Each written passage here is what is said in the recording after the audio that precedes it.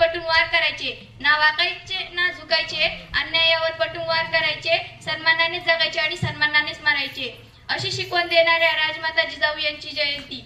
यांचा जन्म 12 जानेवारी 1598 रोजी बुलढाणा जिल्ह्यातील सिंदखेड राजा येथे झाला. त्यांच्या वडिलांचे नाव लखुजीराव जाधव व त्यांच्या आईचे नाव माळसाबाई असे होते. शहाजीराजे भोसले यांच्याशी जिजाऊंचा विवाह झाला. जाधव व भोसले या दोन्ही घराण्यातील पराक्रमाची परंपरा जिजाऊंच्या ठायी होती. रयतेवर होणारा अन्याय अत्याचार पाहून जिजाऊंना नेहमी वाटे की आपल्या लोकांचे राज्य म्हणजे स्वराज्य असायला हवे. म्हणून जिजाऊंनी शिवबांना लहानपणापासूनच शौर्याच्या व पराक्रमाच्या कथा सांगून घडविले.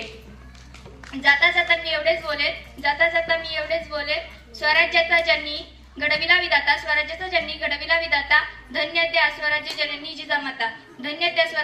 जिजामाता, धन्यवाद.